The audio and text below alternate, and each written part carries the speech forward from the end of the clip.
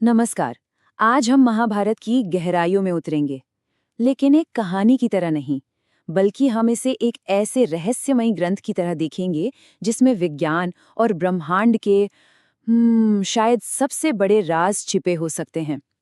तो क्या ये किसी भूली बिसरी बहुत ही एडवांस सिविलाइजेशन का रिकॉर्ड है? चलिए आज इसी का पता लगाते हैं। महाभारत सिर्फ एक युद्ध की कहानी नहीं, ये है मानव सभ्यता का सबसे बड़ा गुप्त ज्ञान। देखिए, ये लाइन सिर्फ एक अच्छा विचार नहीं है ना? ये असल में हमें चैलेंज करती है। ये कहती है कि महाभारत को सिर्फ एक महाकाव्य मत समझो, बल्कि इसे ज्ञान का एक ऐसा सोर्स मानो जो आज की मॉडर्न साइंस को भी टेस्ट कर सकता है। सवाल ये है कि क्या वाकई प्राचीन भारत में ऐसी टेक्नोलॉजी और समझ थी जिसे हम आज फिर से ढूंढ रहे हैं? तो अब सवाल सीधा सा है, महाभारत सिर्फ एक कहानी है या फिर किसी खोई हुई सभ्यता का साइंटिफिक रिकॉर्ड?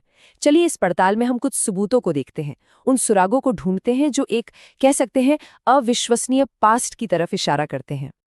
चलिए सबसे पहले ब्रह्मांड के उन रहस्यों की बात करते हैं जिनका जिक्र महाभारत में मिलता है। हम बात करेंगे टाइम और स्पेस के ऐसे कॉन्सेप्ट्स की जो आज भी लिटरली साइंटिस्ट्स को हैरान कर देते हैं। टाइम ट्रैवल सुनने में बिल्कुल किसी साइंस फिक्शन फिल्म जैसा लगता है ना? पर जरा सोचिए, क्या हो अगर मैं ये कहूं कि महाभारत में एक ऐसे राजा की कहानी है जिसने शायद सच में टाइम ट्रैवल किया हो? अच्छा, उस कहानी पर आने से पहले एक साइंटिफिक कॉन्सेप्ट को समझना जरूरी है, टाइम डायलेशन। अब ये क्या है? बहुत सिंपल शब्दों में इसका मतलब है कि टाइम हर किसी के लिए एक ही स्पीड से नहीं चलता। आइंस्टाइन ने यह बताया था कि बहुत तेज स्पीड या बहुत ज्यादा ग्रेविटी टाइम को धीमा कर सकती है। इस आइडिया को बस याद रखिएगा क्योंकि अगली कहानी इसी पर टिकी है। तो कहानी ये है, राजा ककुदमी अपनी बेटी के लिए एक अच्छा वर ढूंढने ब्रह्मलोक गए।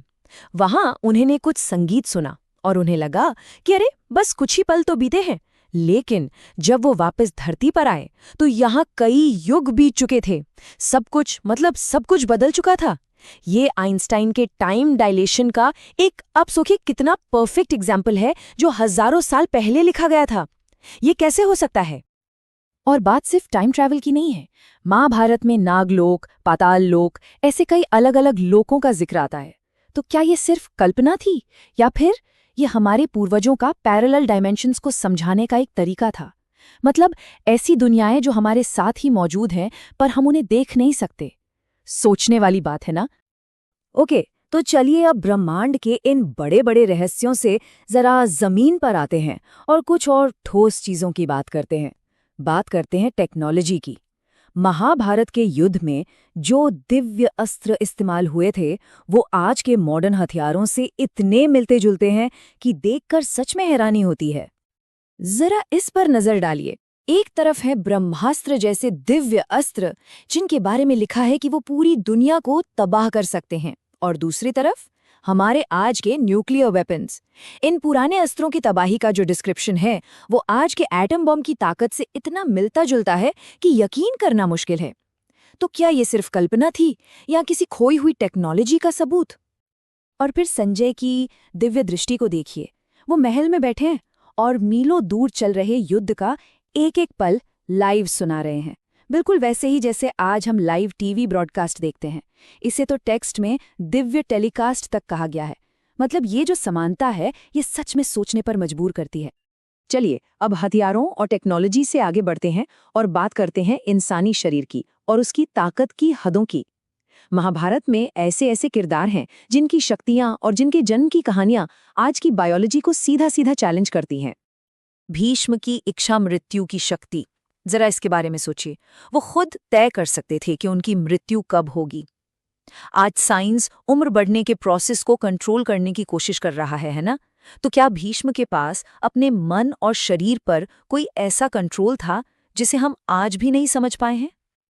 और फिर भीम की वो जबरदस्त ताकत या कर्ण का वो दिव्य जन्म, क्या ये कहानियां सिर्फ देवताओं के आशीर्वाद की बातें हैं या फिर ये किसी तरह के जेनेटिक मैनिपुलेशन या बहुत ही एडवांस्ड बायोलॉजी की तरफ इशारा कर रही हैं? ये सवाल सच में दिमाग घुमा देता है। तो चलिए अब इस पड़ताल के आखिरी हिस्से में आते हैं।